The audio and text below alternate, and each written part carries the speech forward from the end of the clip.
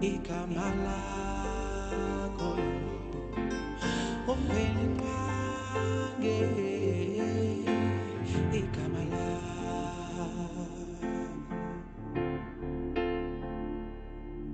when I call you mantulo go get ngenga bibi go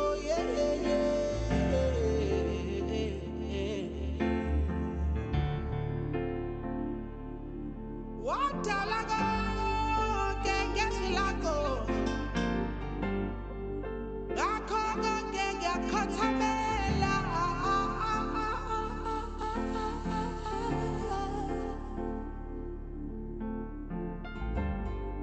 Ula, Kenemi Fula, Siakabosa.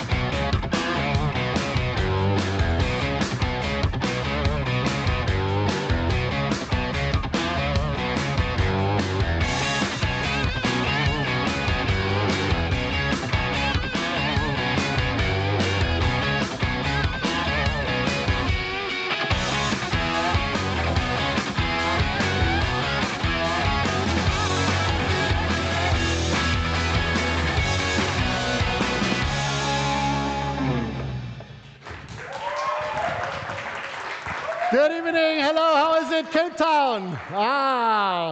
Wonderful. Welcome to you, dear guests, here in the wonderful Homecoming Center. And a warm welcome also to all the people out there watching the live stream of this historic event from Zimbabwe to Nigeria, from Mali to Uganda. My name is Jochen Marquette. I am your host tonight, coming over from Germany. And I'm a very lucky guy, because every time I'm traveling to this great country, South Africa, it is for a very special reason. I've been here in 2010 for the Soccer World Cup. In 2017, I came back for my honeymoon trip. And now I'm allowed to moderate the very first Reporter Slam on the African continent. I think it will be quite difficult to go even one better in my next trips in the future. Let's see.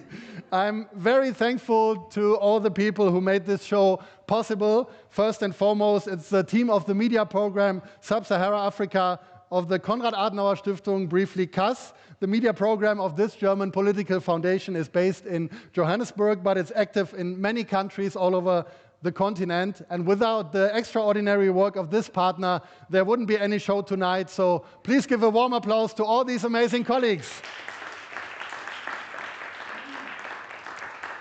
When we started this little show back in 2016 in Berlin, I would never have expected that it would even expand to other continents one day. But this is the proof that the passion for good storytelling is uniting us as human beings all over the world. So, what is a Reporter Slam?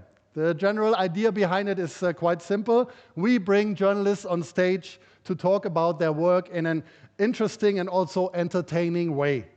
This concept is part of a bigger trend worldwide called live journalism. The question is, if journalists are talented storytellers, why should they publish the results of their researches only in written texts, in audios and videos, and not on a stage?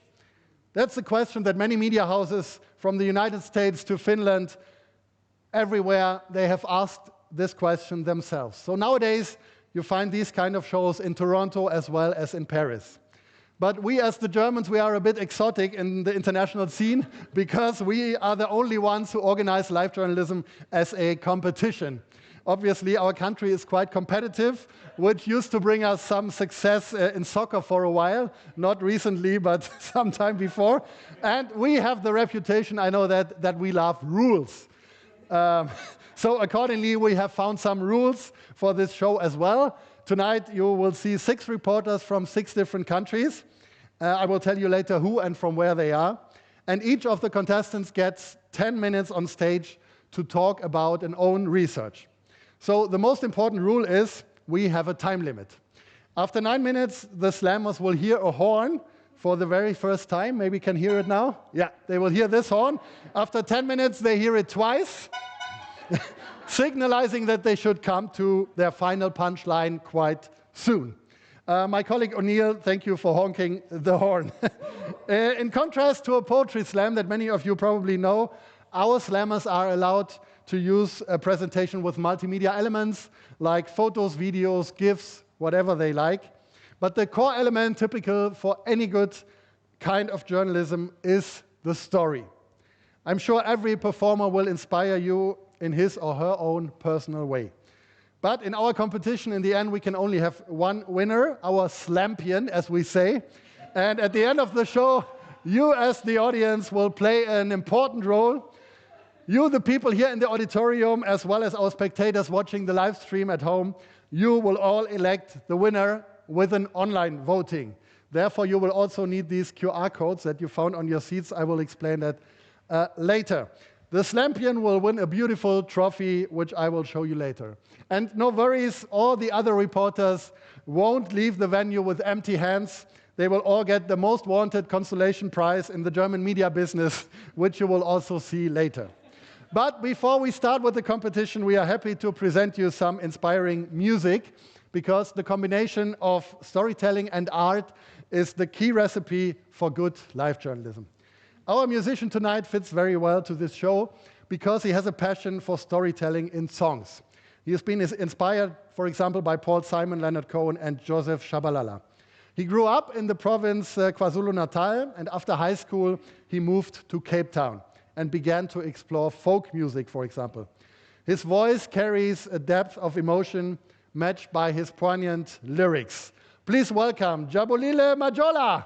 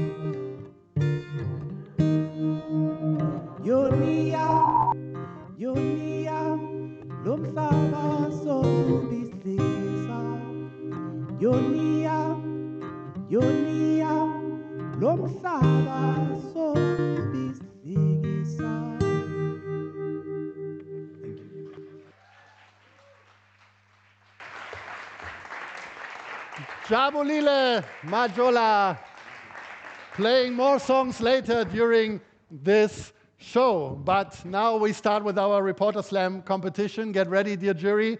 Our first slammer can tell you a lot about being a Malian woman in the 21st century, as she has contributed to a collective essay with that title. So you can see she's not only a journalist, but also a book author. Her recent novel is called Return to Ceuta and Melilla on migration issues. As a journalist, she has got 10 years of professional experience working for online publications as well as for the United Nations Radio. Tonight with our show, we are also trying to unite the nations, so it fits very well that she's opening the competition. Please give a warm applause to the reporter who volunteered to be the first storyteller tonight on stage, Mamadiarra Diop.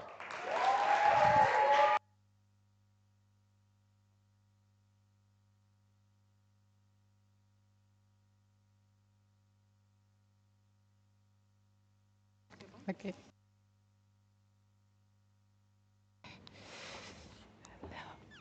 Thank you, Yoshin. Hello, everyone. How are you? Hello, Cape Town. Woo! Good, good, good. Energy is good. So this is my third time in South Africa. I came, and every time I come here, it's always for an extraordinary event. First time was the COP17, the Conference on Climate Issues in Durban. And no, sorry, it was in 2007. I came to the campus of Rhodes University to cover this Highway Africa Conference on Journalism, which was very big, gathering 600 journalists. And then the COP17, which was the COP of Africa on climate change issue, a big event I couldn't miss. And of course, this one. So when Yoshin asked me if I wanted to go through this live journalism event, I just say yes without thinking. And I didn't even know what it was, so I say, okay, let's go. This is South Africa. This is Cape Town. I have to go. So here I am on this stage, and I'm going to tell you about, well, journalism for me is above everything. It's about excitement. I think as a journalist, if you're not excited, what can you do? So this is me 15 years ago in front of the Ghana National Theatre. I was young, I was fierce, and I was passionate about traveling. And when I look at this picture, I feel some kind of pride, because getting there was not easy. And what brought me to Ghana? I'm going to ask you a question. Have you ever dreamed of doing something crazy, like getting closer to a personality or someone you like, an idol, a singer, going to a concert and say, okay, I'm going to be on the first row, meet my idol and shake his hand? So this is what brought me to Ghana. I wanted to meet Mr. Obama. And he was in Accra in 2009. He came for his first visit as a newly elected president. And after Egypt and Kenya, he chose Ghana to visit. So I went to my boss' office. I was a TV reporter, and I told him, boss, we have to cover this. And he said, why would you cover this? And I said, because this is Obama. This is a historical moment. He's going to speak to the African. He was supposed to make a speech at the parliament. And he said, no, no. When he comes to Mali, you will cover. But he's going to Ghana. I don't care. So I said, oh, damn. I got out of his office, and I said, how am I going to go to Accra? So I just took a ticket. And I said, okay, he doesn't want me to go. I will go by myself. And I got there. And out of the airport, I met this incredible man, Saturnio, which became my taxi driver. Of course, when you get somewhere, you need to have someone to drive you through. So he helped me know Accra. We went to many places together. And I told him, okay, get me to that parliament. I need to see Mr. Obama because I have a rendezvous with him. And he said, don't worry, you'll make it. So, of course, sometimes you have doubts. As a journalist, you think, am I going to do it? Am I really? Am I not crazy? Why did I invest in this travel? What if I can't see him? Because, of course, he's the most powerful man in the world. So there was a high level of security all through the streets of Accra. This is a press conference with the Ministry of Information. So we got our way there to get accreditation, of course, to be able to attend this speech at the parliament. And finally, we got some small invitation cards. And I thought to myself, okay, at least I might enter that room and listen to that speech. Now let's do a quick rewind and get into that visit. As you can see, Air Force One was very massive. This guy travels with 2 planes, one that is visible and the other one is hidden, of course. So here's the plane. You can hear. He's coming. So ambience in Accra. Everyone is dancing in the city. Yeah. Out of the plane. I've come here to Ghana for a simple reason. The 21st century will be shaped by what happens not just in Rome or Moscow or Washington, but by what happens in Accra as well. Africa's future is up to Africans.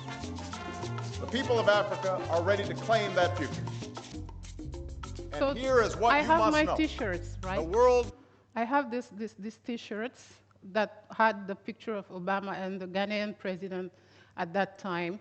So for me, I'm showing you this because to let you know how the ambience was in the city. So the next goal for us was, of course, to enter that parliament and attend that speech. So I was with a Ghanaian journalist. We came into those doors. We had our invitation, so we were very confident. We came and we said to the guards, here our invitation. He looked at it and said, no, this is for VTC room. And I said, VTC room? What is that? No, you're going to watch the speech on screen. On screen? Are you serious? We had invitation. He said, no, this is for the screen. I said, that's not possible. I cannot make all this way from Mali to Accra to watch a speech on a screen. I stood there, no, this is not going well. And then at that same moment, the Deputy Minister of Information was passing by. We just stopped him with my colleagues and say, please, sir, they gave us the wrong invitation. How do we get there? We have to be here. This is a matter of death or life. We have to get there. And he said, how come? He looked at the invitation and said, wait for me here. He went, and then he came back. He said, here, these are your invitation. Now you can get in. And I said, really? We can? Yes, you can. Yes, we can. Yes, we can. So we got in, and we got to another guard, and he said, Madam, where are you from? And I say, I'm from Mali, with my most distinguished air. He said, this way, please. So I walk very seriously, like this, and he said, please. And I was sitting at the second row, just a few meters from Mr. Obama. He was tall, charismatic, and I was like, is it true that I'm watching this man? So obviously, at the end of the speech, we were hoping to shake his hand. So I told my friend Black Coffee, that Ghanaian journalist, which is very beautiful, and I said, okay, when I shake his hand, take the picture, and when you shake his hand, I will take your picture. So of course, with the emotion, when he finished the speech, he came just in front. That was 10 seconds, so quick, and he said, hi, how are you? He literally squeezed my hand. And I was like, how are you, Mr. President? So she forgot to take, this is the picture, he was just in front, and then she took my hand. Instead of me in my hand, she took the hand, and I say, look at this. What did you do, girl? What did you do? So let's be more serious. In that historical speech, Obama said, Africa doesn't need strong men, but strong institution. This is a very strong assertion, but today, what we see is things have changed. Of course, in West Africa, our democracies are being threatened. In Mali, we have today a military regime, and I'm going to show you, these are the 3 men now in Niger. So, is this speech echoing still today? I wonder. The debate in Africa now is that we don't have lessons to receive from the West now. We do what we want. And what is at stake here is like a military regime, some kind of propaganda, democracy backsliding, and obviously that's very sad. Anyway, would Mr. Obama come again today in 2024? I wonder. Not as a president, but as a former president. But still, this is one of our Democrat presidents too, who was very appreciated, and unfortunately, he was overthrown by a military regime. So let's be still full of hope, even though times are hard in West Africa. And this is what inspired this song from a young Senegalese artist about the presidents of Africa. Let's listen to him. We know the battle ahead will be long, but always remember that no matter what obstacles stand in our way, nothing can stand in the way of the power of millions of voices calling for change. I have a dream. Yes, we have a dream, One day, don't we? Do you have a this dream? nation will Yes, please stand up. live out the true meaning Yeah, of freedom. let's dance. We hold these truths to be self-evident, that all men are created equal. J'ai fait le rêve que le peuple s'élèvera dans mon rêve. Cette fille s'élèvera dans mon rêve. Puis le fils s'élèvera main dans la main. La mère s'élèvera dans mon rêve. C'est des noirs et des blancs. C'est des jaunes et des rouges. Tout est plein de couleurs. Des jaunes et des rouges et des noirs et des blancs. Dans mon rêve, y a pas d'homme qui est dominé. Pas de peuple qui est dominé. Pas de terre qui est dominée. Et l'état tout c'est la haine est dominée. Dans mon rêve, des colons éliminés. Colonies éliminées. J'abolis les colonies damnées de la terre. Toutes les colonies dans mon rêve. Le raciste éliminé. Xénophobe éliminé. Homophobe éliminé. Antisémite et camite éliminé. Yeah. I have a dream that one day on the red hills of Georgia, sons of former slaves, Let's move. of former slaves, will they be able to sit down together at the table of brotherhood? I have a dream.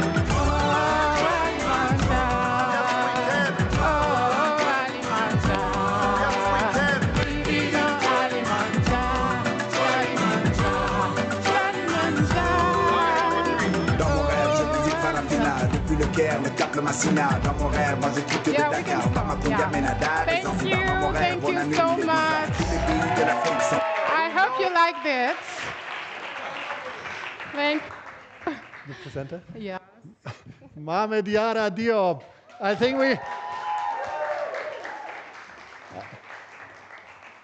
think we never had a reporter slam where people were standing up so early. This is Africa, cool.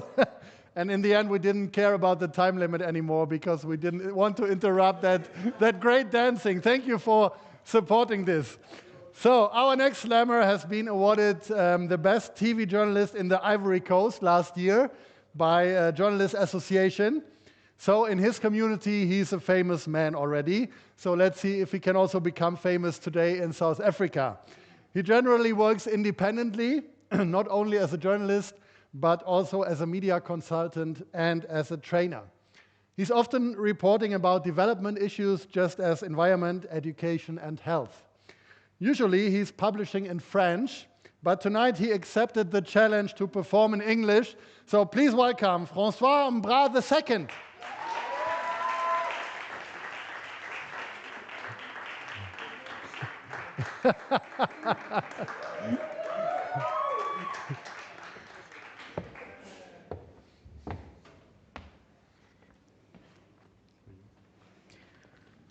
Ladies and gentlemen, good afternoon. After the AFCON, we created a music in Côte d'Ivoire. We call it Koudimato. Do you know it? Do you know Koudimato? Oh. Just to say that champions in the words is someone that can help the community.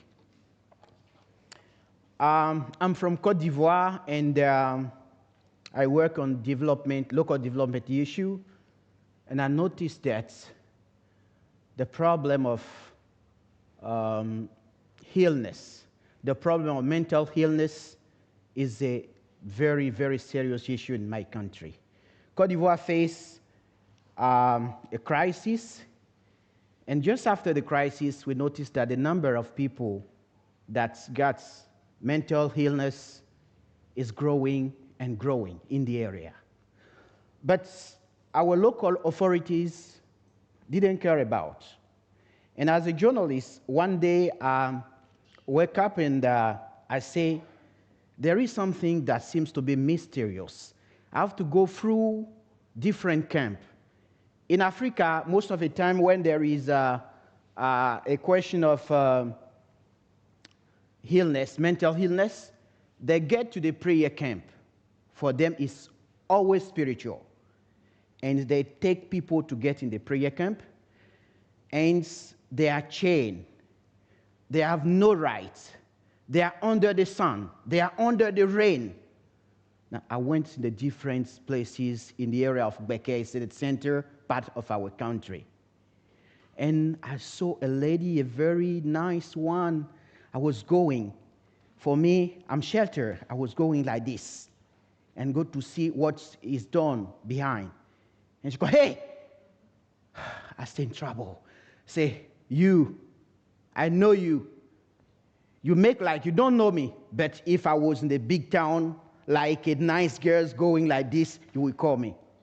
I say, hey. And I say, but what's wrong with you? She says, oh, the problem is that I'm here. I'm under the sun. I'm under the rain, but nobody cares about me. So you come, you see me, and you're moving again. You let me here. I said, no, I don't have money. I don't have food for you, but I think I have a solution as a journalist. And I get to the town, and I started to write article, and make reports. And my reports were focused on what I saw in the different camps that I went through. There, we noticed that the problem is the problem of spirit. People think that everything that we do is focused on money, but not everything that is focused on money. There is affection. When there is a kind of affection, when there is a kind of support, people can feel good. And when I start going through the different camps, I noticed that authorities in my country, the government created a very specific program, and the NGOs, and even a professor who was at this moment the director of the mental health hospital in the area, have decided to get in the same train like me. It's mean helping people. So they created a program, and let me show you firstly the situation of the mental illness in my country.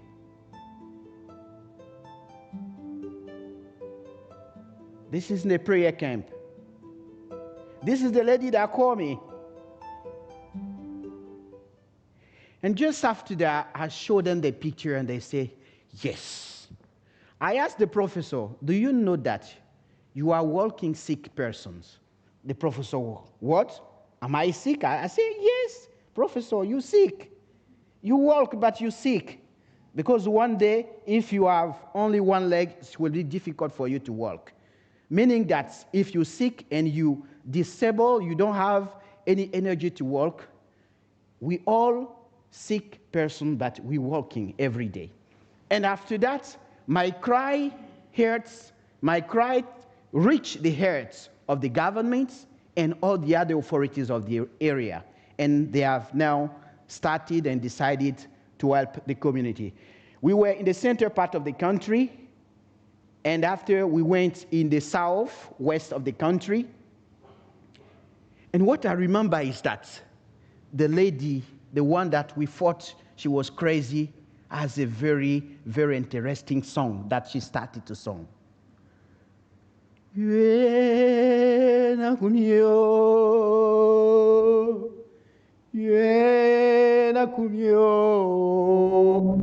Oh, ba, you stay, my friend, oh, come here. And I said, yes, so I am your friend. That does not mean that I'm crazy, eh? But we in the same community. It's because she has a problem, so I don't need to, I just need to help her. And I continue my fighting with the different communities, with the NGOs, and finally, a specific program has been created with the NGOs from 2019 to 2021, and they began helping the community. Look at here, you will... In the heart of Ivory Coast Central and southwestern regions of Beke and Nawa, a unique initiative has emerged, bringing new hope to those who need it most. This groundbreaking project by the Mindful Change Foundation, MCF Côte d'Ivoire, a non-governmental organization NGO, is supported by its partners. The Psychiatric Prayer Camp C project has helped give a glimmer of hope to the sick living in prayer camps. When I dream, it feels like someone is chasing me, but now it's getting better. I've been here for 3 years. Prayer and medication together, I'm feeling somewhat better. We need to resume this project. It's a good project. So NGOs, international organizations like Mindful Change Foundation come from Germany after this report, and they came to help the population. And the result is amazing. You will see here. And after this specific program, the government itself created a program, and also the other international organization, the community. Here now, in my country, people talk about mental illness in the television. But in the former time, it's only about, birthday, about something that everybody can see. But it's a subject, a topic that is uncovered. Here is the result. The CAMC project aims to provide care for people living with mental illness who reside in prayer camps. The project has been implemented in 2 health regions, Beke and Nawa. Before moving to the practical phase of the project, we conducted a situational analysis. These individuals were living in deplorable conditions. Beyond prayer, they lacked access to modern medical treatment, which we provided for them. The project covered 100 patients over a period of 6 months. Today, we are pleased to report that over 80% of the patients have been cured. Here is the results of the projects. After my first, second, and third reports, I noticed that people can really be involved in fighting this illness, in helping community and get closer to all the different family. What you have to put in the mind before I leave you. In Côte d'Ivoire, a new chapter is being written, and a chapter of healing, compassion, and hope. Here is a book. This book I wrote this book after the healing of the lady that called me in the prayer camp. She got married. Now she has a very, very nice baby, and she's happy with her family. That's why I say, I'm blow, I'm blow, I'm blow. Come on, come on, come on. Come on, help people.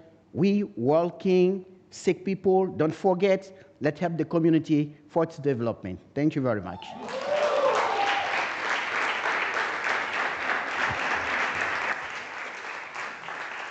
François Mbra II.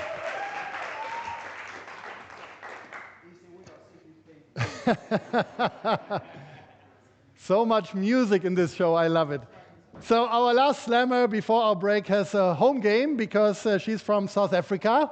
She's a freelance investigative journalist and is hosting the podcast Golden City. Her work has appeared in renowned media such as the New York Times and Al Jazeera already, and she sometimes describes herself as a media junkie. Obviously, she recently got addicted to live journalism, as we met last year at a very special occasion far away that she will tell you more about in a few seconds. She had her debut on stage there, and it seems that she liked it because now she's grabbing the microphone again. South Africa, here's your local competitor, Zanele MG.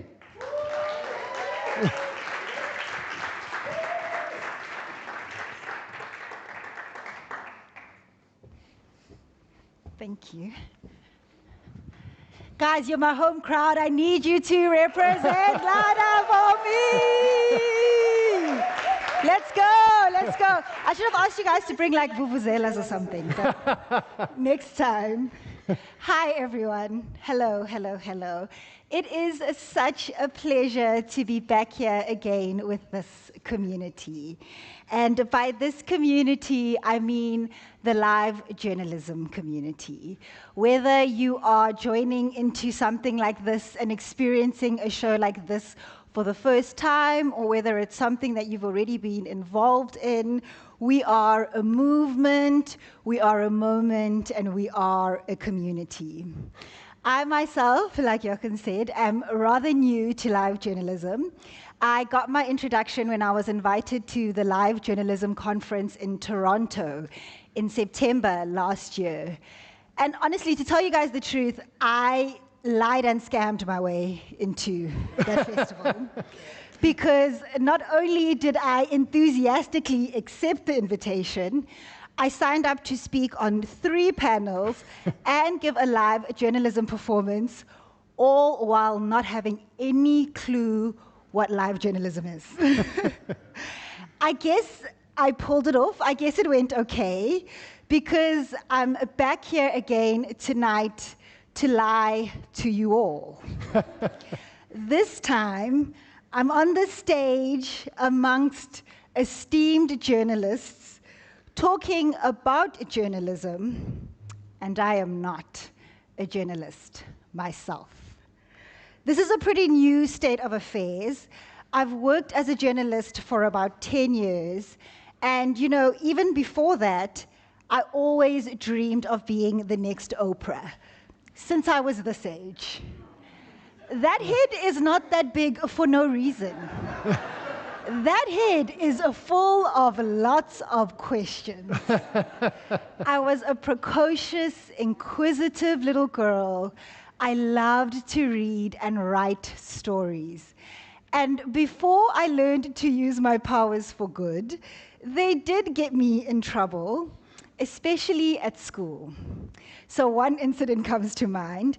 We were in a religious education class with a teacher, and I was about 9 or 10 years old, and she was telling us the Easter story.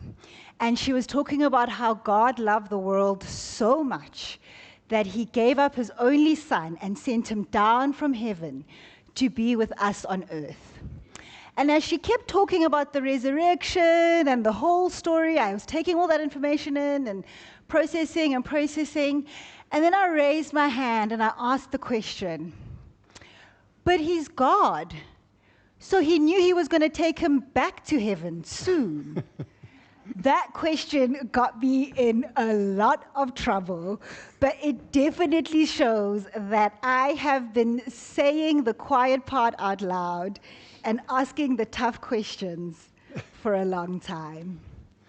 When I did finally start working as a journalist, what drew me to the industry was not only my curiosity, but my values: honesty, accountability, equality, fairness. That was everything that I wanted to be a part of. So it was a little disappointing when I started working as a journalist, and I realized that despite those amazing values that the industry is organized around, journalism is done and run by people. People with limitations and biases and prejudices. And the way I experienced and noticed those biases and prejudices is like in any other industry. Differences in pay and recognition that go along gender or race lines. When I finally realized my dream of working for major international publications and platforms, I learned that the difference between an esteemed correspondent or bureau chief and a lowly fixer was often just the color of your skin and the country that you call home. It was tough for me to confront these ethical issues. And it really was even tougher to really process the ways in which these biases and prejudices affect the work we do, our actual coverage.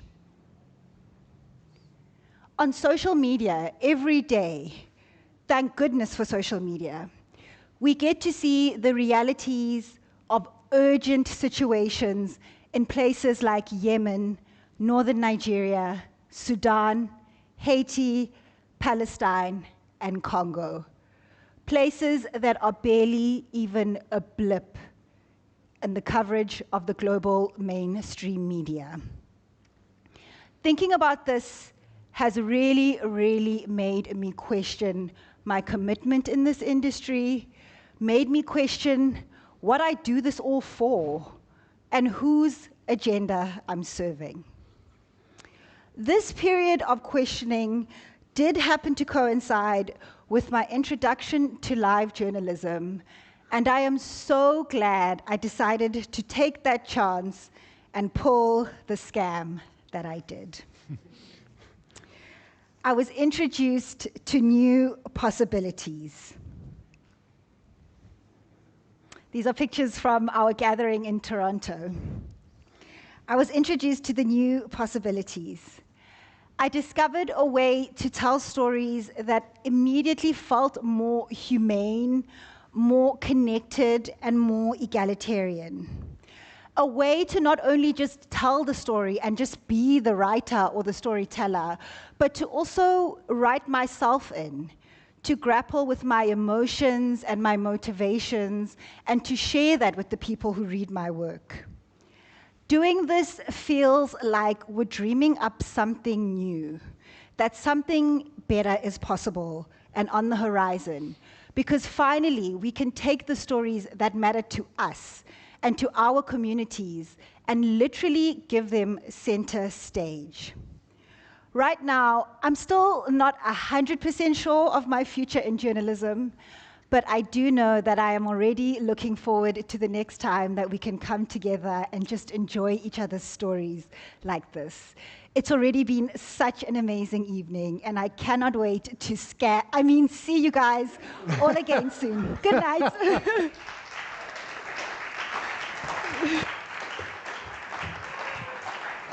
Zanele MG.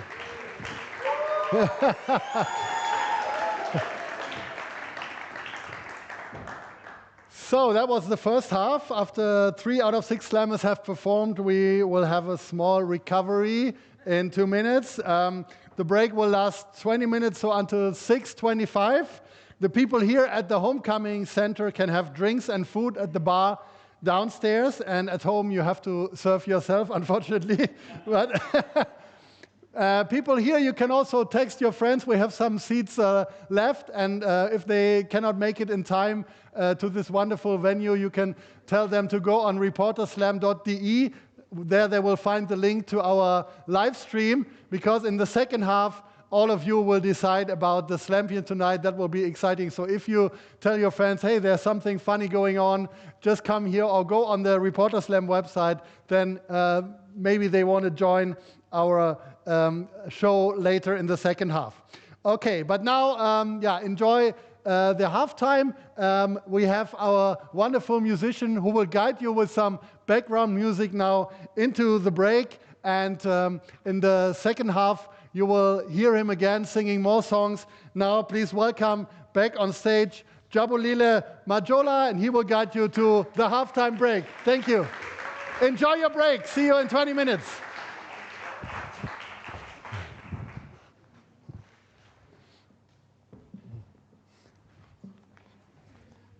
I'm going to guide you to halftime, I guess. I'm loving what I'm seeing. I'm actually standing there at the back and I'm hearing the nice stories. That's what it's all about, eh? Life experiences and actually being able to communicate it in order to bring people together, in order to bring hope. So I'm honored to be here. It's such an amazing initiative.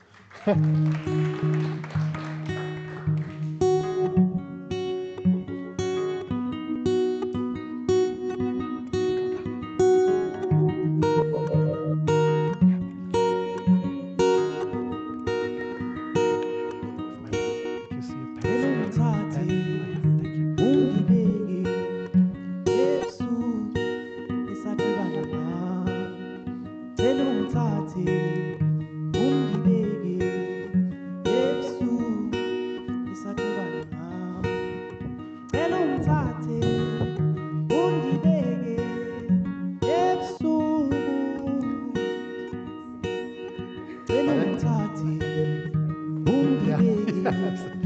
Yesu isatibana ngao ngoba ndiyagowa gowa gowa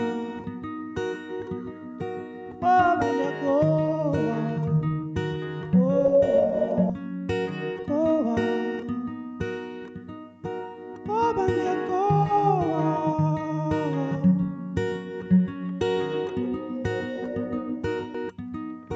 ngoba ndiyagowa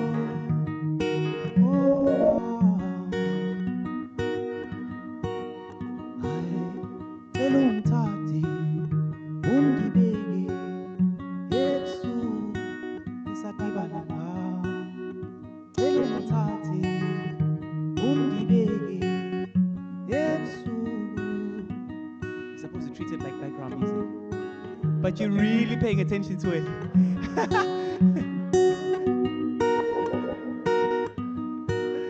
Elumtati ungibeke Yesu. Elumtati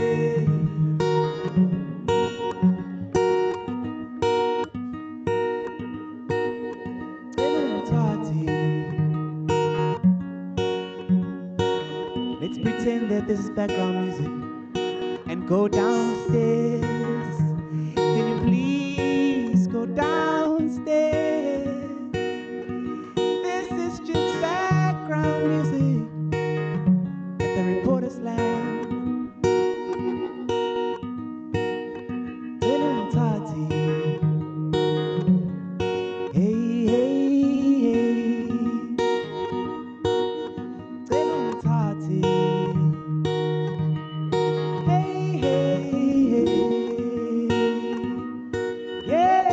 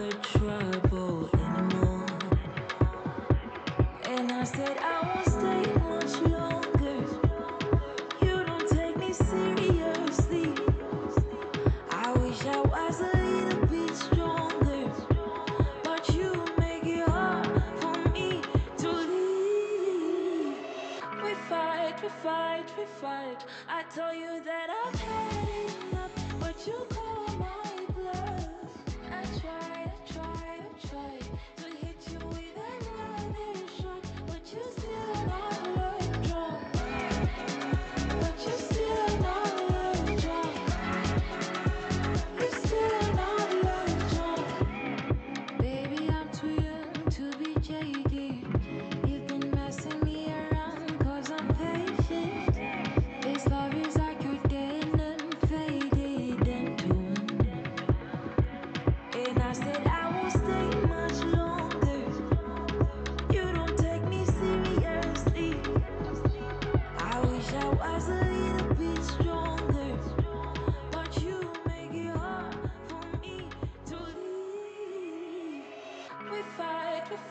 we fight. I tell you that I've had enough, but you call my bluff. I tried to hit you with another shot, but you still not love drunk. But you still not love drunk. You still not love drunk. But you still not love drunk. You still not love drunk.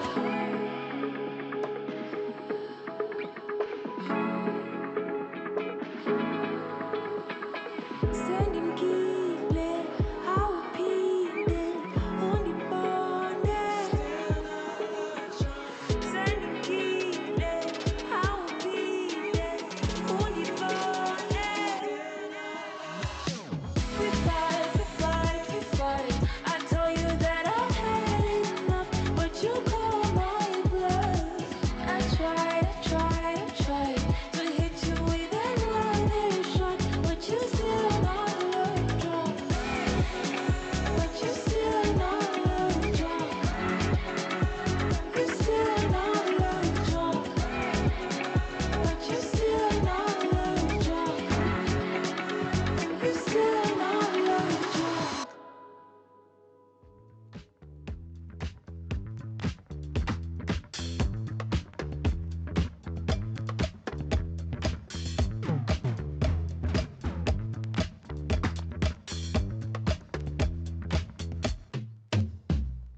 Why they lie to the people?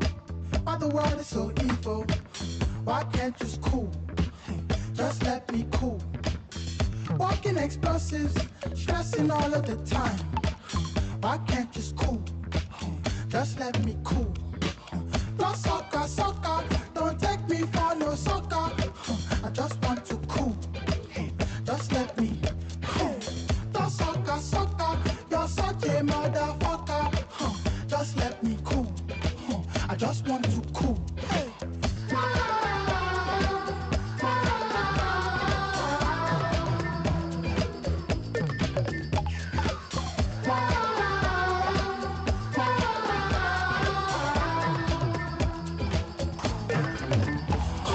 Chaos on my doorstep. Don't let me in. Take off the shoes. Keep my house clean. Spread your silence for all them bad frequencies. The government man keeps smothering. It's so hot. Breathe. Do what you want. Just give me peace. Do what you want. Just give me peace. Do what you want. Just give me peace. Do what you want. Just give me. Why they lie to the people? Why the world is so evil? Why can't you just cool? Just let me cool. Walking explosives, stressing all of the time. Why can't you just cool? Just let me cool. Plus soccer, don't take me for no soccer. I just want to cool. Just let me cool. Plus soccer, you're such a motherfucker. Just let me cool. I just want to cool.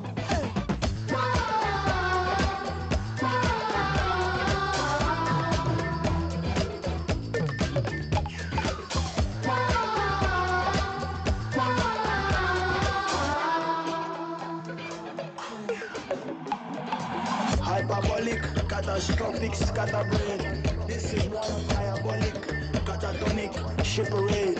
Everybody just go away. There's nothing new to celebrate. There's nowhere left to run away. They're closing up the open seas. They're locking off the runway. They keep telling me the one thing. So far from everything I see. Your hands are covered in bloodstains. Your hands are covered in bloodstains. Go away, leave me be. Just go away. Fuck you. Why they lie to the people? Why the world is so evil? Why can't you just cool? Just let me cool. Walking explosives, stressing all of the time.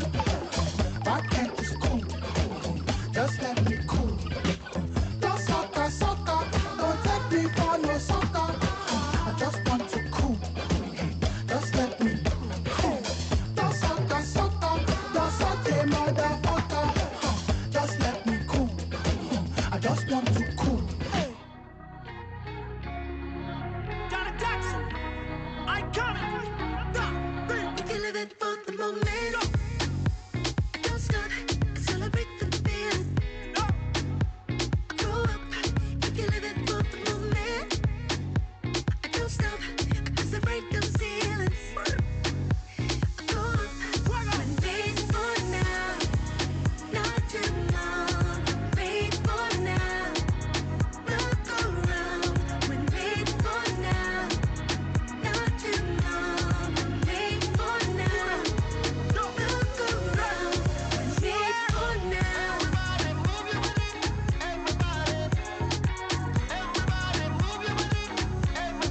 Paid for now.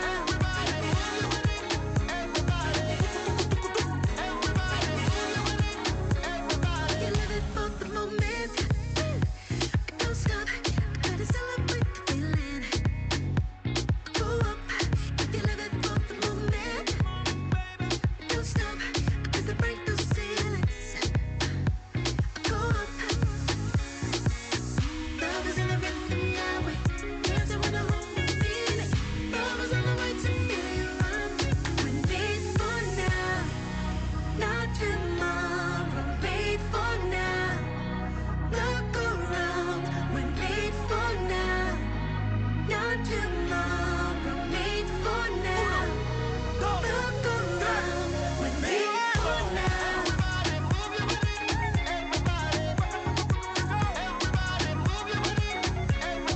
Paid for now.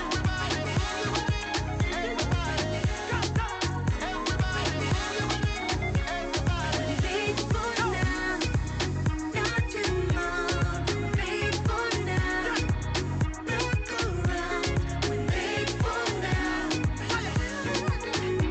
Paid for now. Arriba la raza, estamos en la casa. Dale suelta en banda todo lo que te atrasa. Muévete eso rápido, rápido. Muévete eso rápido, rápido.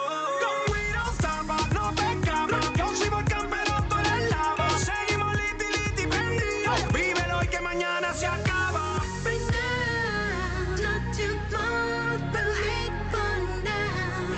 Look around and make for now. Not tomorrow, paid for now. Look around, paid for now. Not tomorrow, paid for now. Look around, when paid for now. Not tomorrow, paid for now. Look around, when paid for now. Paid for now. Paid for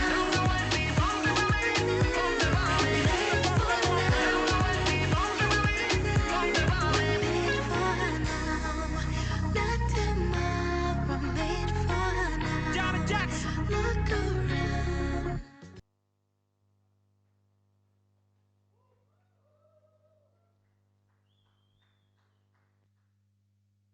We are back.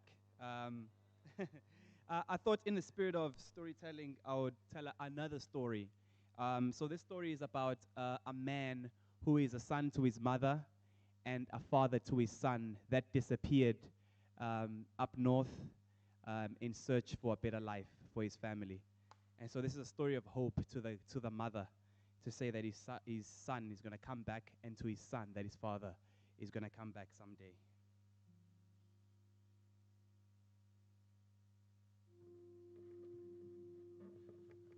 So the name of the song is called Upubesi.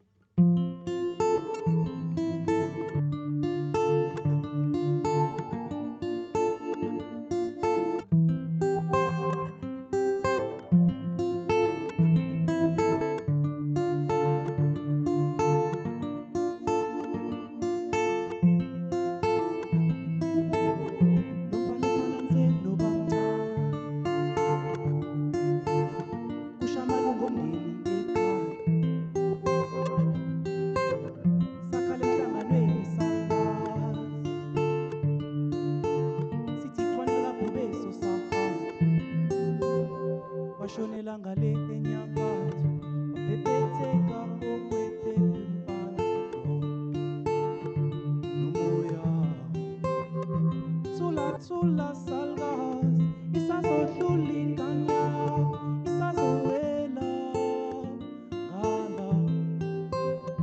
Tula salgas, isazodlulinganya, isazowela, gala. Nginesiqiniseko sokuthi ezolale. Skotho moya wasehlane siphapame ba. Uthakazanga bhale ngishe yodwa incwadi. Kodwa ubhubesi engubeni ubheka. Yewelela ngale kokhahla. Bebetheka namajazi mthwalo hamba. Ezanganeno Tula sazowela gala.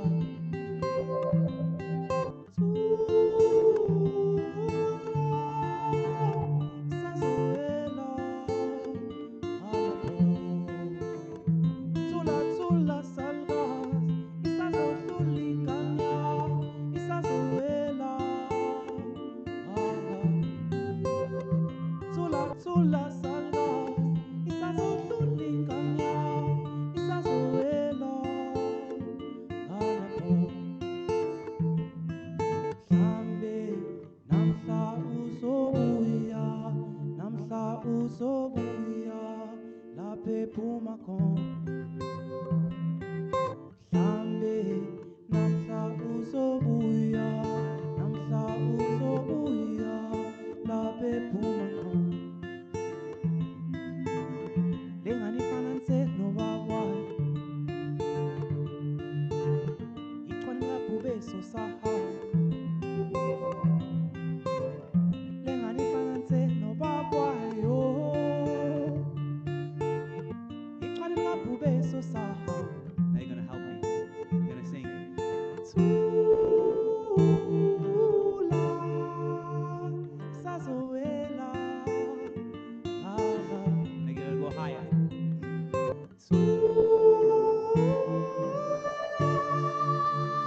Isazowela gala po.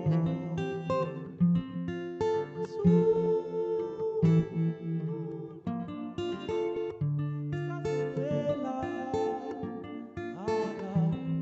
Let's go high.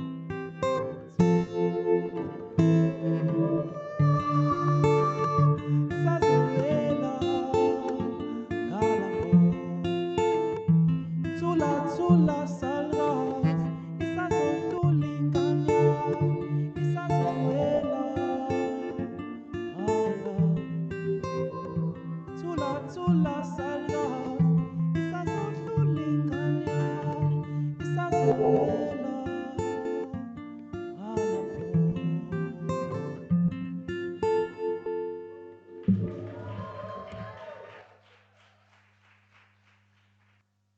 Jabulile Majola, thank you for opening the second half of our Reporter Slam South Africa. You're still watching the show that is made possible by the Konrad Adenauer Foundation, the media program Sub-Sahara Africa.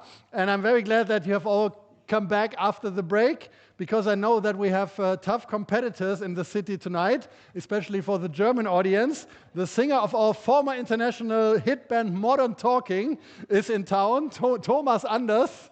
I think South Africans don't know him, but in Germany he's very famous, and is playing a concert right now since 6 p.m.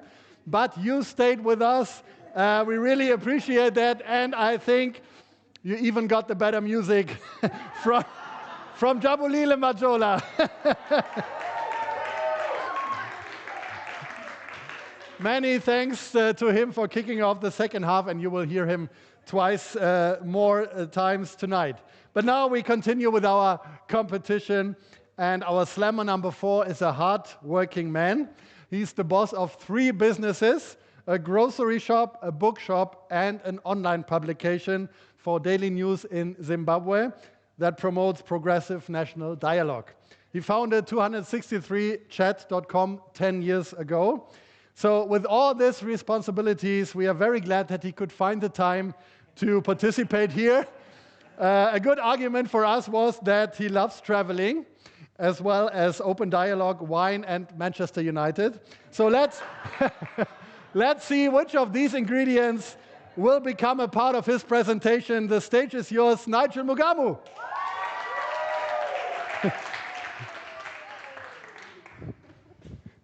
Try and get up these stairs without falling over. Thank you very much. I just need to do my timer here. If you Google Zimbabwe, you'll come across images like this. I'm a storyteller, and I'm here to tell you not to come to Zimbabwe. Don't come at all, okay? Don't come. And the reason is, a few months ago, I went on a trip.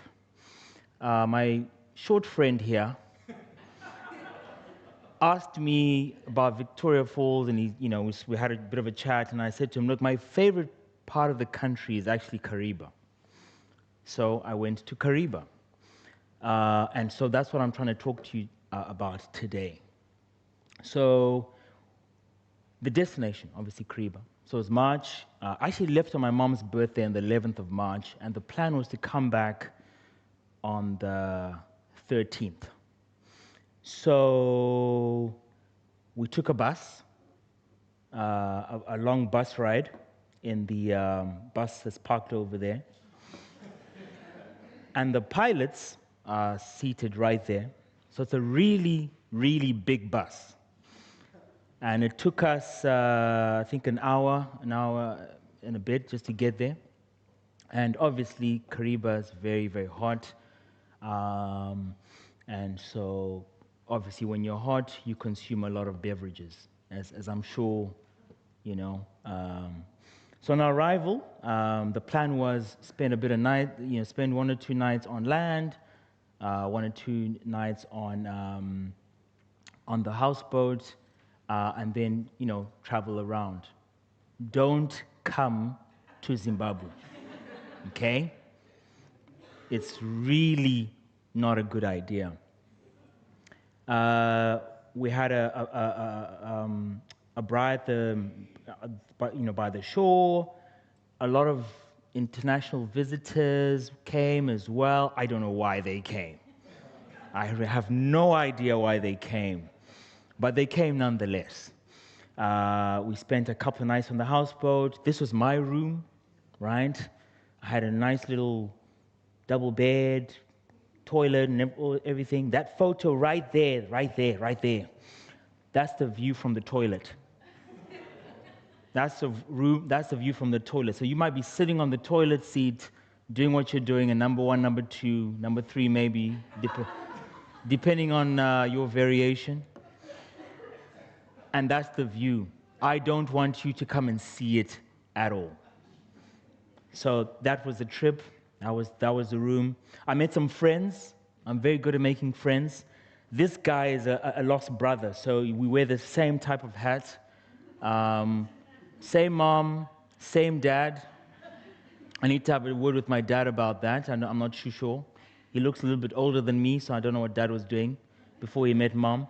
I met some other friends, Ugandans, Namibian, some Germans. Yeah, I met a lot of, people. The people were the greatest, but don't come to Zimbabwe. So, yeah, we had a great time. We were on the lake. So day 1. So for those who don't know, actually, for those who don't know, Lake Kariba, man-made, 1955 to 1959. It was literally made to help electricity generation between Zambia and Zimbabwe. In the process, though, they displaced 55,000 people from the Tonga tribe on both sides. Those people still haven't been compensated. They didn't send me to tell you that. But if you can help with the compensation, I'm sure they would really appreciate it. Operation Noah took place to move the animals, though. So that's also helped us. So day 1, literally we arrived, we spent the night on the houseboat. Then day 2, we left the harbor. And we went to go see some stuff, as you do, right? was such an inconvenience. We had a great, game drive, and as you do sometimes, I'm from Harare, I'm from the city, I'm a city kid. What do we see? A pride of lions, about 11, 12 of them, just right there. They moved from over here, they went over there, then they went over here. It was shocking. Don't come to Zimbabwe. We saw all kinds of game. Zebras, antelopes, we saw lots of them. We saw this guy. I call him Smalls, right? I call him Smalls, and I took him from like away. And we saw some on the water. We saw some over there, just doing their thing, right? Just there. But I don't want you guys to come and see it. The guys organized a tour, are trying to rebuild a camp that was burnt down or something. It's on top of a hill. It's got this other view, right? I don't know why they're doing that. To me, it's a waste of money, right? And as we left, we saw some hippo in the water. Just like a little family of them, just in the water. And remember what I said, don't come to Zimbabwe. This is what we saw every night before Din Din. This is what we saw. This is literally, we get back to the houseboat. Some of us will have a shower, because obviously you're sweating and all this sort of stuff. You freshen up before Din Din. And this is what you see. You watch the sunset and you think, geez, I wish my family was here. Disaster. The day we're meant to leave, to go back to my family, my wife and my kids. I miss my little boy especially. I love the other kids too, but I was just missing, I was really missing him. Don't tell the other kids I said that though. The water, there was a bit of a storm, we couldn't leave, so we were stuck for an extra day. So we chugged along to shore, and this is clear skies after the storm, obviously, right? So this was sort of like just before lunchtime. We almost ran out of booze, we almost ran out of food, right? But they came to give us food and more booze. And we chugged along, and then we watched the sun set once again as we traveled all the way back to land. I don't want any of you to come to Zim. And we consumed more drinks as you do, because it's hot and you need to keep your liquids up. And this is some of the things that happened. They put us up in this lodge. Really, I didn't like, I shared this picture to show you that it was me on the trip. Not anyone else, but I was really not happy here. Really not happy. You see the beds? There's 2 beds, and there's just one of me, right? The big problem was I had to decide which one of these beds I was going to sleep on. It took me 30 minutes to figure that out. I was not a happy chap. I finally figured it out, and I slept on the other one.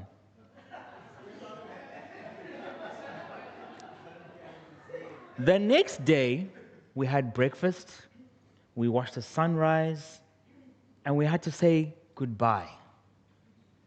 So I came here to tell you guys today, came all the way from Zim, I'm a Zimbabwean, here's my real passport. Please tell the immigration officials that I'm leaving tomorrow. And I'm going back to Zim, but don't follow me. Don't follow me. I got on a plane, the bus, excuse me, and I went back home. And that is the end of my story. Thank you very much. Nigel Mugamu. We are preparing the stage now for an award-winning multimedia journalist with a lot of experience in television and radio outlets. One of her documentaries had a viewership above 20 million, both within and outside her home country, Nigeria, about the important topic of female genital mutilation. She currently serves as the head of programs at the multimedia arm of Nigeria's most widely read newspaper called The Punch.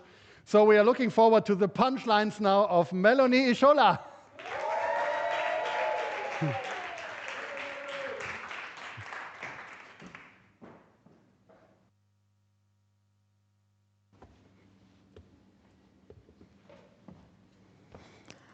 Thank you so much, Joe Chen. Come on, a round of applause for him.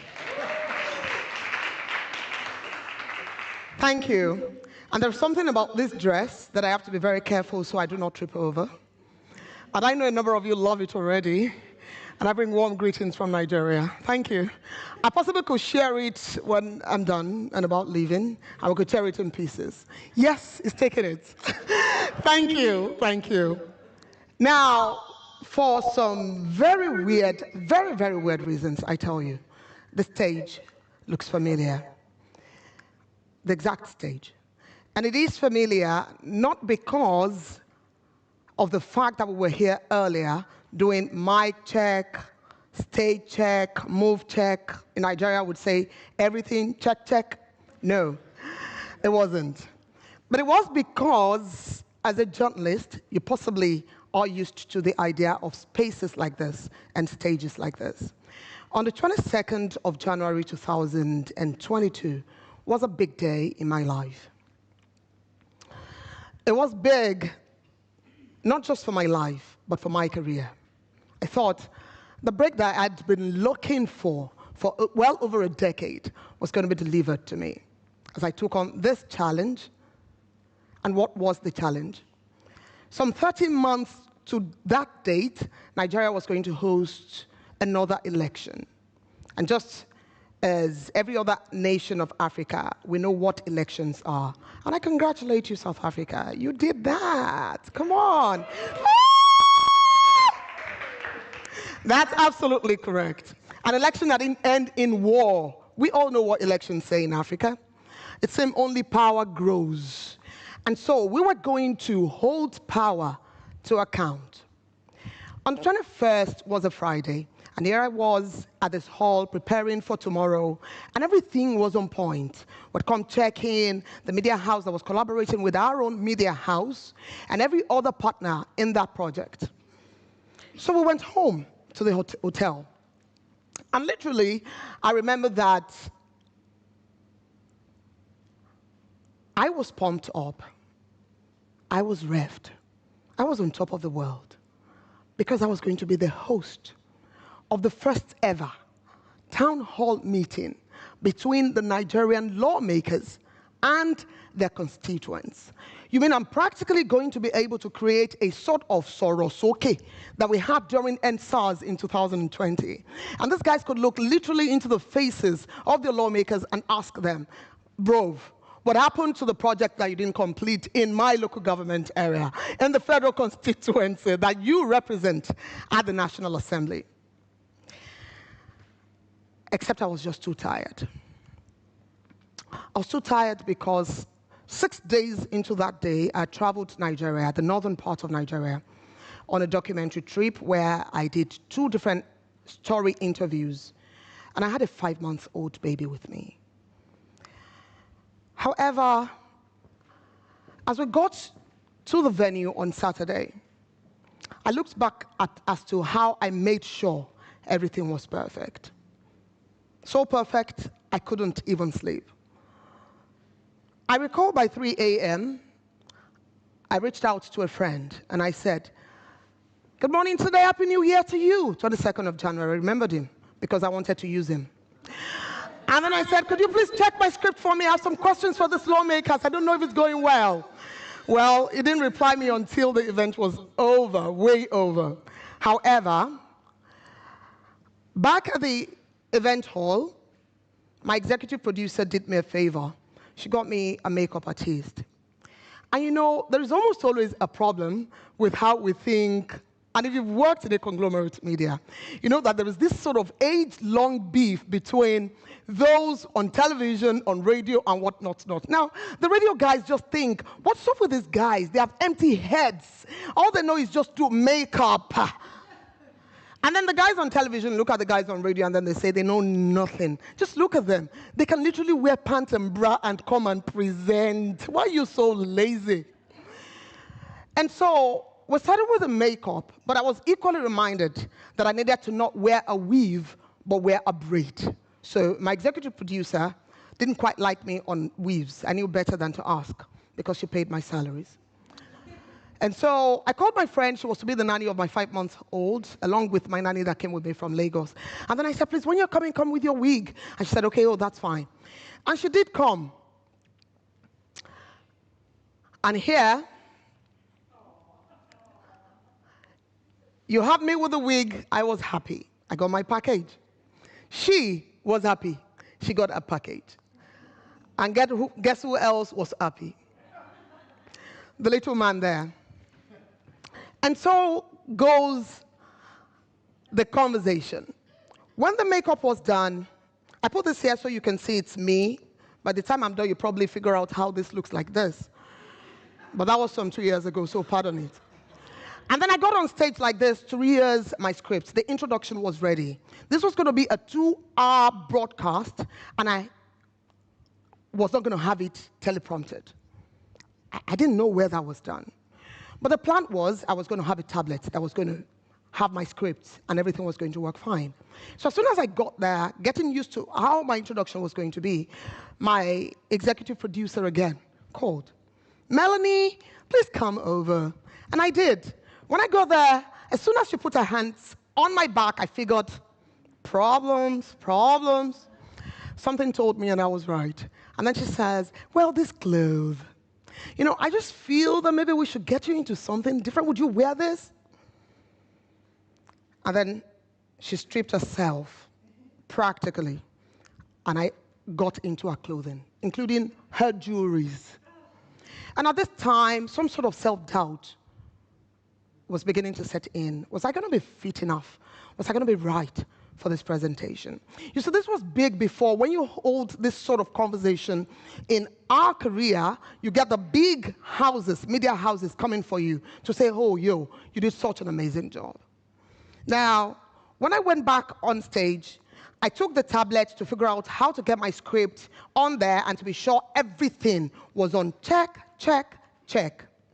Except this time, I couldn't get into the script. I couldn't get my email to come on the platform. So I went behind the scenes, and I got into the control room, and I said to this lady that came from the TV station that was collaborating with us, please, could you help me? And we struggled. And it occurred to me, there is a problem. That instant, I had 2 choices to make. Go home, run away, don't let them see you, or just stay and weather the storm. So I stayed. And here,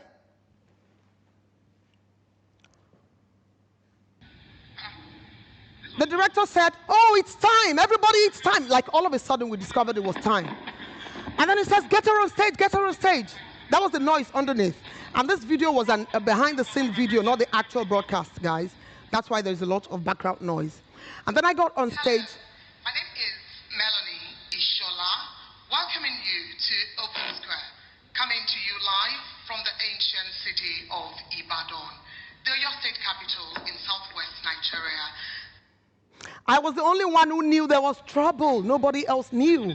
For this sort of conversation in Nigeria, people from the diaspora would watch in the numbers. I can't even say millions, but of course, you know, Nigeria is a population of over 200 million people.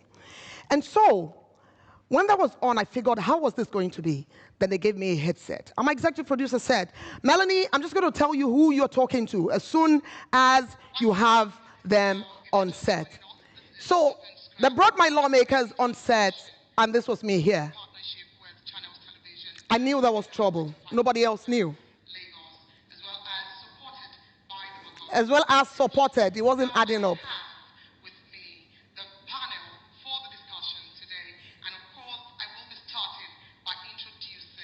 One at a time. Indeed, we have Senator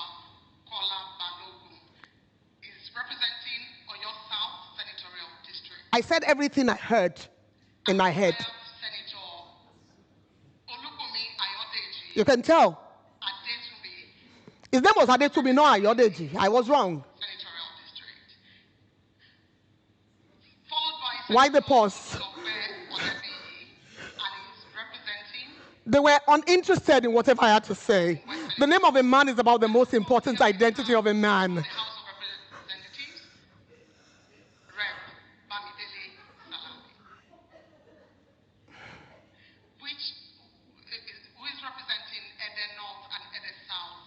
You can see the look. It looked at me like, are you joking? Do we look like we're jokes to you? Hey, in Nigeria, I would say problem, wow. Meaning there is problem. Now listen to this. I was wrong and they corrected me. My guests corrected me. Ewo, alu. In English, abomination. It's undone. But this happens to me, real life. And so, as my producer began to talk to me, and get it straight, she was awesome. She was helping. We were all in this situation together, and there was no running or turning back. And eventually, I discovered that there was something else I could do. And it was almost all of a sudden. And then I realized that I couldn't continue to wait for the voices in my head to dictate to me what I will do. Because not only did I prepare the scripts myself, though I now do not have a whopping, volume of script that I prepared for a 2-hour-long broadcast, but at least I was a Nigerian. And it occurred to me that because I was a Nigerian, I then could use my power. I had experienced also the lawmakers in some forms, and I could ask the questions. And here I was.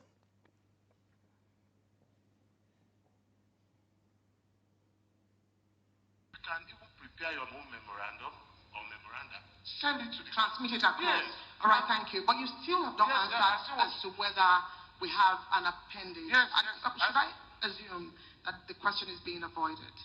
That's why I'm giving answers. Okay. Is it a yes or a no? Is that one? Is it a yes or a no? Do you see yourself? So, now, the audio couldn't really come out well there, but I'll explain what just happened there. So I'd asked him, so we're told the Ninth Assembly is an appendage, and this was a burning question on my mind. I'd always wanted to know. Because hardly would you have passed anything in Nigeria, and then the executive would pass to the National Assembly before it immediately gets signed into law. Is that how laws are formed? Guys, is there no process? And so people have started to say that the Ninth Assembly at this time was an appendage of the executive arm of government. And then I asked the question. It was a tough question. It was a question you never could really ask. It's like saying, they say you guys are puppets to the president. Are you puppets? Answer! And while he wasn't giving me the kind of response I wanted, and I then asked again. So the question is, and that was what you couldn't hear, and then I said, is that a yes or a no? I didn't know that I had that guts. I didn't know that I had that confidence somewhere in me, but I found it. And in the end, it occurred to me, as a matter of fact, that not only is it important for there to be narratives in journalism, not only is it important for us to script it all and have it all perfect, sometimes because this is the life that we live as well in communities and societies and nations where we are located and rooted. It occurred to me that, well, we get so busy with the life that we live that sometimes we don't even have enough time to prepare for the things that matter to us. And interestingly, this stage indeed looks familiar because January 22, 2022 was about to repeat itself just today. And truth to be told, this life of ours is not scripted. Our stories and our lived experiences actually dictate our stories. Thank you so very much for coming.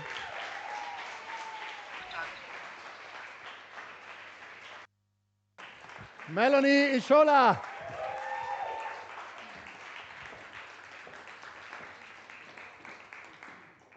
Dear jury, please concentrate one more time for our final slammer. About him, I could tell you so much. He's a social entrepreneur and a philanthropist in northern Uganda. And of course, he's also into journalism. He currently works as a freelance video news editor and a TV show host in a franchise of the Vision Group. What I especially appreciate is the effort he made to come here to South Africa. He had to drive 7 hours by car and take 2 flights to arrive in Cape Town. And in the night from Tuesday to Wednesday yesterday, he didn't sleep at all. But now he has recovered and got enough energy to perform on stage. A big applause for Pat Robert Larubi.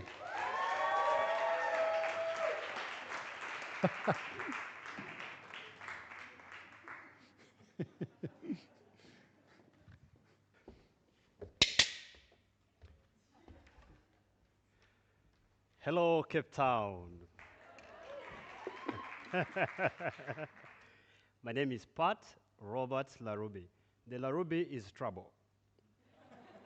I come from northern Uganda. We have had history of war for 20 years, and maybe because I was born during the war, so I'm a war child, but with a good history. That history pushed me into journalism because I wanted to rewrite the history of northern Uganda, and that's why I'm in journalism. For your point of information, I think journalism has gotten a new home, and the new home is Cape Town.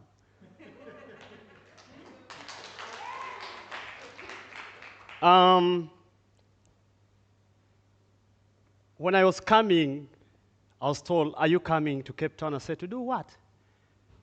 My brother runs a tour company. When he came to South Africa, he slept in one of the streets called Vilakazi. When he went back home, he started a tour company called Vilakazi Safaris. And I am the marketing manager. So I've been in South Africa without reaching, and here I am today. Thank you to the cast team for bringing me here. I hope you can also come to Uganda and enjoy Vilakazi Safaris.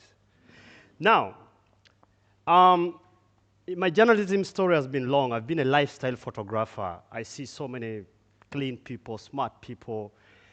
I used to do a bit in war, conflict, and all these political scenarios, but that caused me a lot of trouble. I had to abandon my work and think about humanity. And for the last 3 years, I have been reporting on health and disability inclusion. So most of my stories is about people and places. Diversity chart. A few years ago, I was given an assignment to go to one of the biggest towns, that is Jinja City. When I reached Jinja City, we had over 2,000 people who had come together. And guess who they are? Persons with albinism. They had come to celebrate the International Day for Persons with Albinism. And I was there. I listened to so many of the sad stories. However, because I love biking, I had traveled from Kampala to Jinja. And when I reached there, a lot of things were happening. During the International Day celebration, we had blood donation, we had a city bikers moment to show off. We were just on our bike. And I was like, yes, we need to give albinism a face. And I was among the bikers, just there enjoying my time. And we did the blood donation, we did the city band walk, we talked to people, we had theatrical presentation. All this was to create awareness around issues of albinism. Well, when I came back to the newsroom, I had had a lot of bad stories. I came and continued with my advocacy. I told the guys we need to put in more effort in trying to change or rewrite the story of albinism in Africa.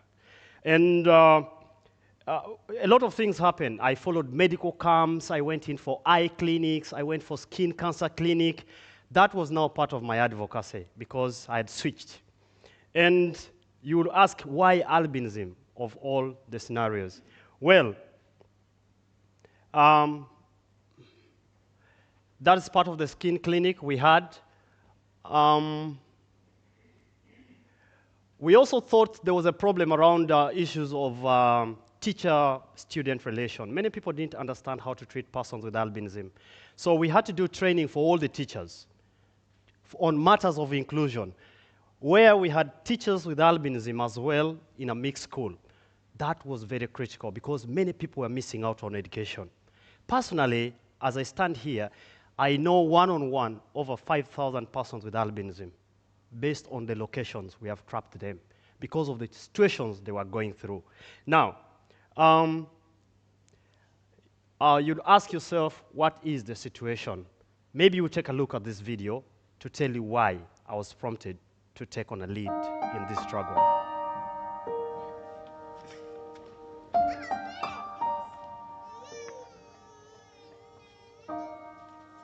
Ninakuwa na waalbino watatu, wanaume wawili na mwanamke mmoja. Kwa kuzaa ule mtoto wa kwanza alikuwa mweusi. Sasa kwa kuzala mtoto wa albino nilipata shida nyingi sana. Hata kwa familia yangu nilikataliwa. Hata kwa familia ya mume wangu nilikataliwa. Hata kwa majirani mimi nabaguliwa sana.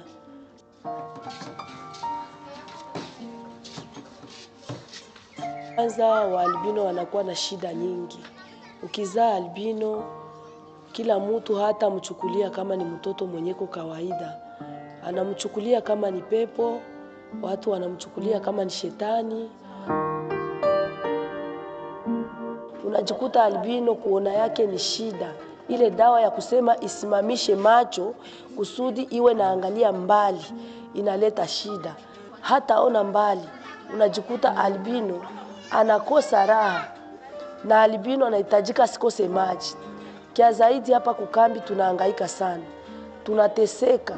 Maji kupata ni shida hata pale kwenye bomba ya zone. Hata kwa kusoma ni shida. Mtoto haoni vizuri hata kwenye tablo. Hata jua kusoma kama vile wengine watoto. Mtoto anakuwa hata muzigo hata beba. Mtoto anakuwa na shida mbalimbali. Hakikoga maji tu hata kama ni ya uchafu. Mtoto anaharibika mwili. Wanangu alinizala naye Sayuni, aliniacha juu ya Sayuni junior albino. Sasa niko naye mie peke, ana baba, niko nahangaika naye humu kambi. Sayuni anateseka sana kwa masomo. Bana wapiga, wanatukana nguruwe. Tunaanza hata kuzichukia kuona tunazala maalbino. Bafua Sayuni anasemaka atajiua. Juu ya kumuita yeye nguruwe, anakuwa anachukia sana ile ngozi yake. Anakuwa ananiambia jua nini nilimuzala iko albino, lakini mimi namwambia ni Mungu, lakini yeye anakuwa hapendi sana ile ngozi. Huzuni kila siku ndani ya roho unakuwa na huzuni. Ukishazala albino unakuwa unaitiwa mulozi, unaitiwa vitu vyote vya mbaya vraiment. Tuko na shida.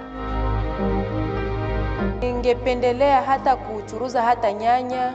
Lakini nikipima kuchuruza hakuna mtu mwatanzi uza, kila mtu anakimbia anasema yeye hawezi gusa vitu kama ni vya nguruwe, kama ni yani anakamata mtu kama nyama.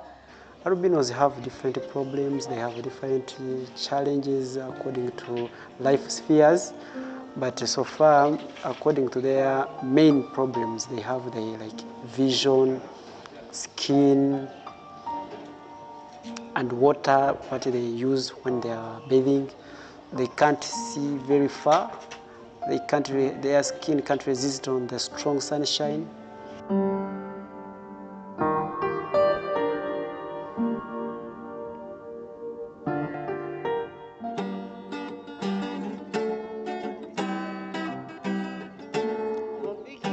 Thank you so much. Just relax and come back home. We're in Cape Town. Now, these are provocations that pushed me to do what I am doing today. It's what propelled me to be a voice.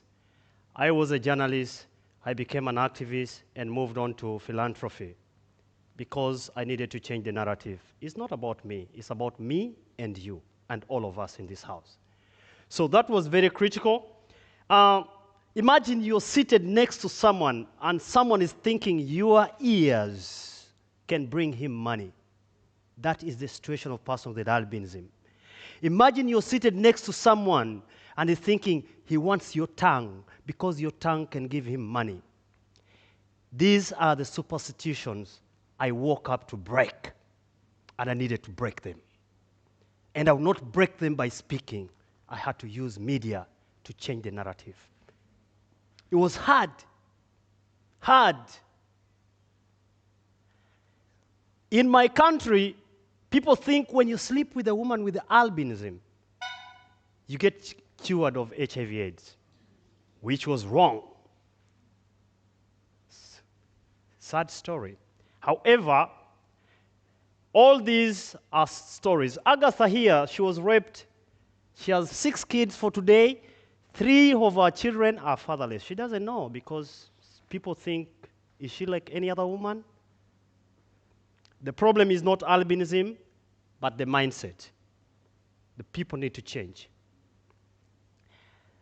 When I started thinking about solution journalism, I realized the world had good things to be talked about. After all those sad stories I have shared with you, the mothers you've had, I only said I need to do the movers and the shakers and start to talk positive about albinism. I looked for these guys who with albinism, with great stories like Peter Ogik right here. Peter told me, Pat, you know what? I'm a musician. I want to be like Salif Keita from Mali. Use my music to change the narrative. I am going to join you. I told him, the bus is still, we need more passengers. So he joined me, and we are doing our work. I met Olive Namutebi. She was a banker. I talked about her story being with albinism, but also working in a bank. And I told her, let's join the fight. Olive joined me, and we were talking about the same issues. You can see the place cards of what I've been sharing with you. We moved on. In one of the stories, I met Dr. Chaze, someone with albinism, and I told him, you are going to be the face of the children. That was a big story for me, and that is how I kept on changing the narrative of albinism in my country. I stepped back, I went into advocacy because I realized there were a lot of problems, and we continued giving medical support. The next picture will a bit scare you, but for purposes of presentation, you will just, we moved on to do medical support. You can see we are helping people with cancer, skin cancer, give them treatment, help save a life. From journalism into activism, I had forgotten that I was a journalist, and that was what I was doing. Every time I came to the newsroom, it was a different scenario. Somebody was talking about mental health. I nearly broke every day because what I saw, and when I got home, I had 2 different worlds. That is my life. Time is off. It's going backward.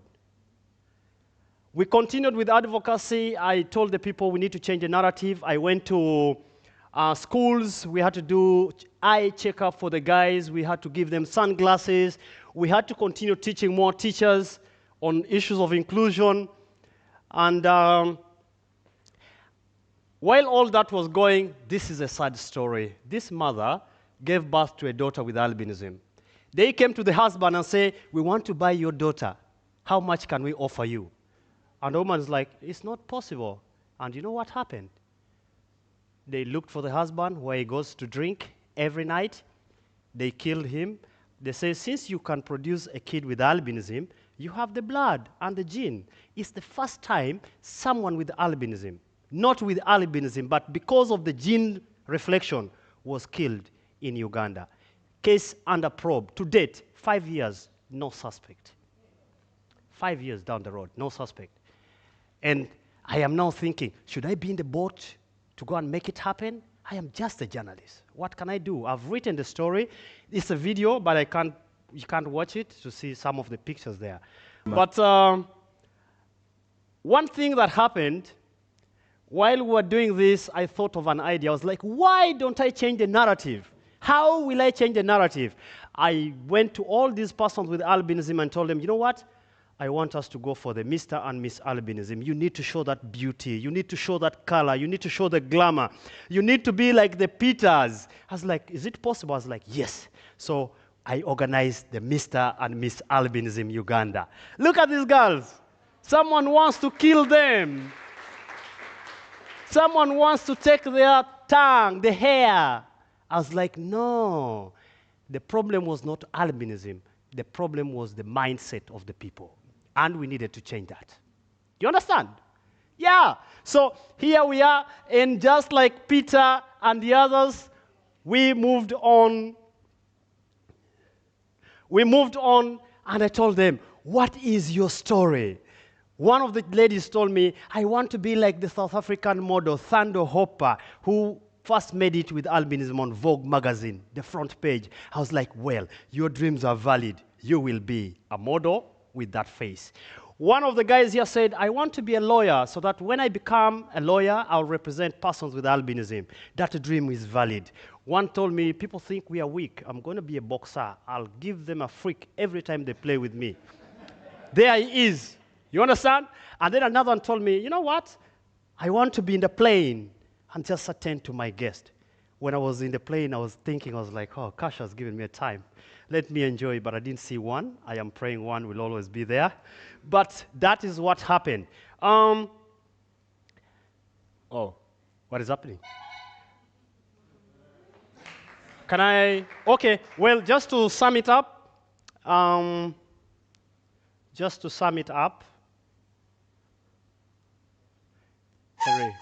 Henry, I'm going the wrong way. Just 1 minute.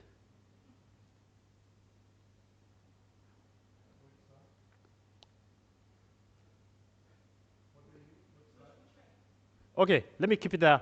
One thing that happened is all that happened, a lot of stories were written about albinism. One of the biggest things that I also did during the COVID time, I told the people, I realized all the persons with albinism were suffering. I went to my friends, I was like, guys, you know what? I need to help all persons with albinism. What can I do? I didn't have an option. People were crying of hunger. People were dying in their houses, skin cancer. You saw the pictures. I went to my government. I told them, I need permit to move in the country. It's either me who is going to die or I'll have to reach the people with albinism. I took a solo motorbike mission. I started riding across Uganda. Here I am with my motorbike and my helmet here on my head. Every kilometer I was riding, people saying, how much is a kilometer? I say, donate whatever you can. All the monies I raised from my ride, I was buying food for persons with albinism. I was distributing sunscreen, and I told them, I will be alive, regardless of what happens. And all the time, I told them, it is well. That is the song. You want to?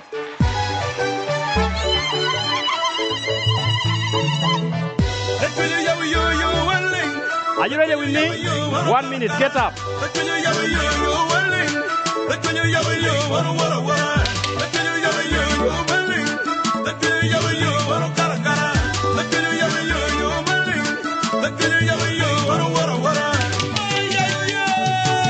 Are you ready?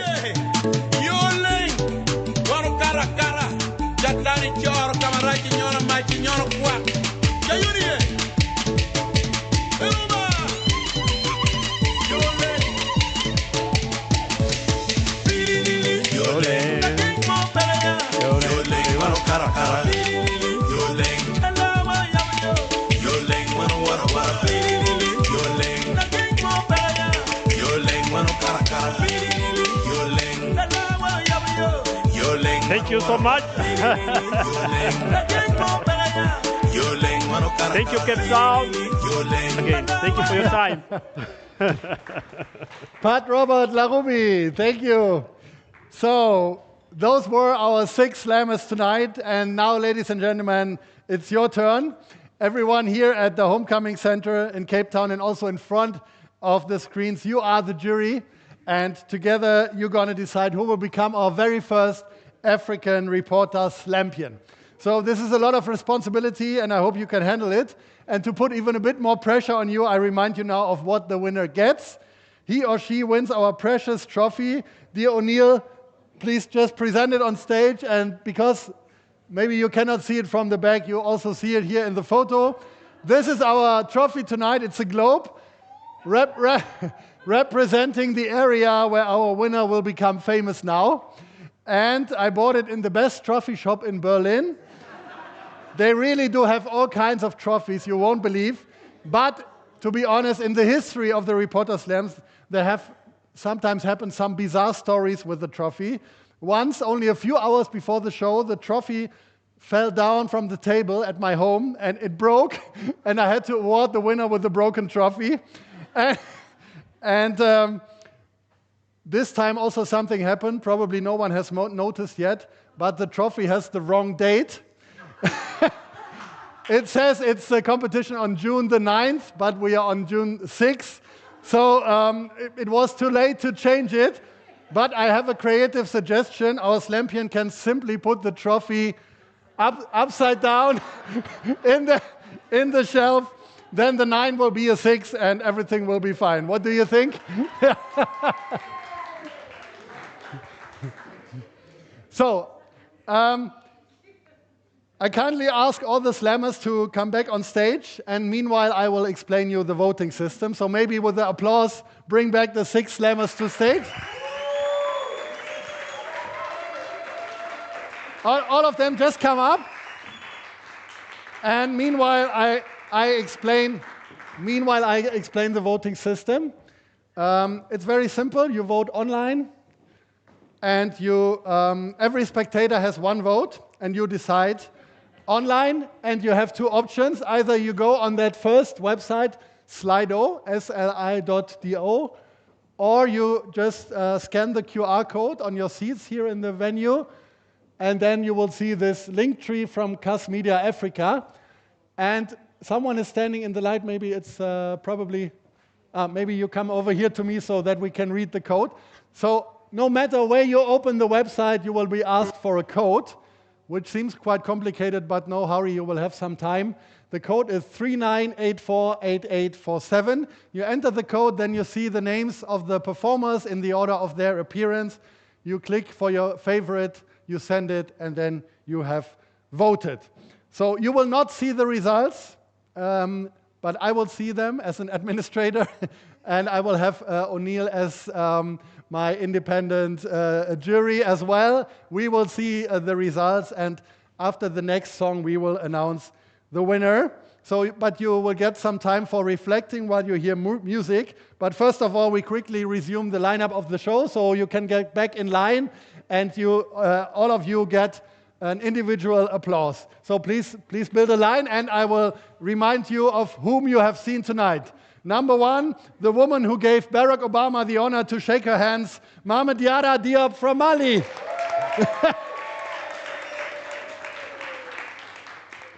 Number 2, the man who was raising our attention for the difficult topic of mental illness, but gave us hope at the end, François II from Ivory Coast.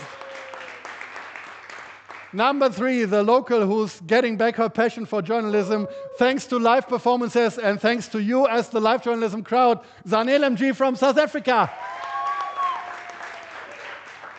Number 4, the man who hopefully prevented you from ever traveling to Zimbabwe, Nigel Mugamu. Number 5, the woman who doesn't need a script to perform on any stage, either in Nigeria or in South Africa, Melony Ishola. And number 6, the man who is doing the important job of changing the narratives around albinism, the black albino, Robert Larubi from Uganda. So this is your difficult decision. You get some time, because while you decide, we enrich the voting time with wonderful music, and you already know who's responsible for that tonight, Jabulile Majola, and we go back on.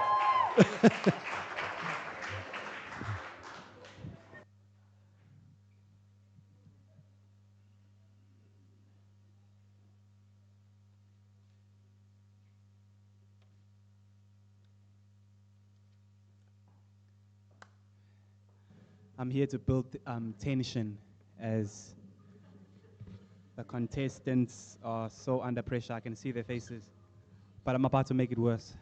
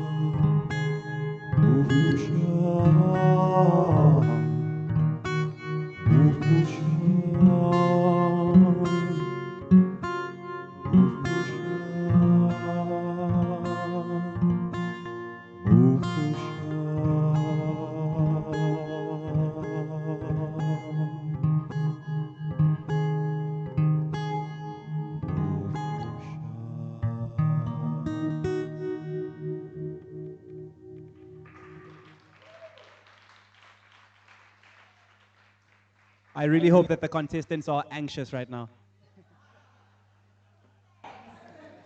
Jabulile Majola, please stay with us on stage. Please stay with us, Jabulile, and all the slammers come back on stage for the final decision. Please come back up. Sorry for making you move so much. But we need you up here, and also my wonderful colleague O'Neill, who will hand over the wonderful trophy with the wrong date in a few seconds.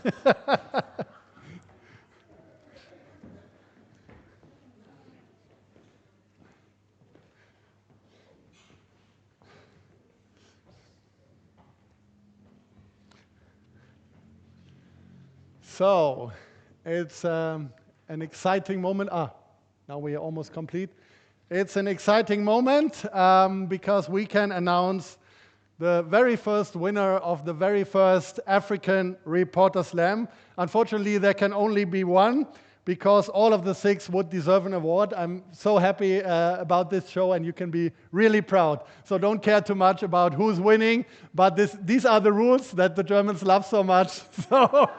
So we need a winner. Unfortunately, we don't have a drum roll. Just imagine the drum. Our new international reporter slampion. And I hope they have shelves where you can put upside down some trophies. I hope they have shelves in Nigeria for Melony Ishola.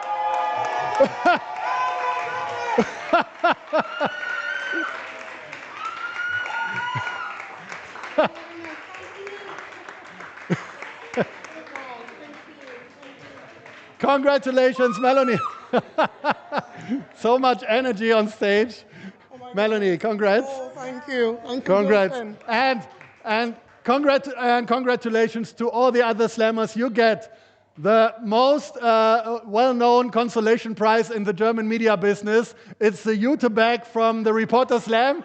So you can find them all over Germany from former slammers and also all over Europe. We've been to 11 countries already, and also a wonderful musician. All of you deserve this Jute bag. Thanks to all of you for your amazing performances. And it's about time for even more, and my last acknowledgements, because there are so many people who made this historic show possible. I'd like to thank Hendrik Sittich and his whole team from the CAS Media Program Sub-Saharan Africa, O'Neill, Rebecca, Gonze, Dambisa. It was so wonderful to work with you. This is your applause.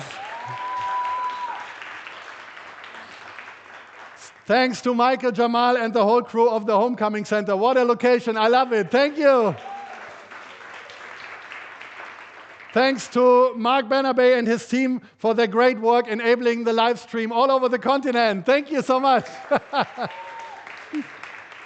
And thanks to you, dear spectators. Now I need my clicker. Thanks to you, dear spectators here in Cape Town and at home in front of the screens. You've been a wonderful audience, and I really hope you follow Reporter Slam on our social media accounts. We are on Facebook, on Instagram, Twitter. You find the Reporter Slam accounts that you will not miss any Reporter Slam in the future. And if you're interested in live journalism, as Zanele said, it's something new that really unites people all over the world. If you're interested in that, you can subscribe to our new newsletter. Maybe you can see the website. It's our headliner.eu. It's also in English. We will keep you updated about the developments in international live journalism. It will start next week, the newsletter, so you will be among the first to receive it. So you will find the field to enter your email on headliner.eu. So that was it. I'm very happy with this event. I will always remember the very first African Reporter Slam. We hope you enjoyed it as much as we did, and we hope we can start a series all over the continent, because we need to find innovative ways to reach the audience everywhere. Thank you so much, Cape Town, and we close the show with some music. Thank you. Let's bow down together. Zanele, do you come? So, 3, 2, 1. Thank you. Jabolile, play some music for us. I bring you the mic. This is. And we can share my dress. Yeah.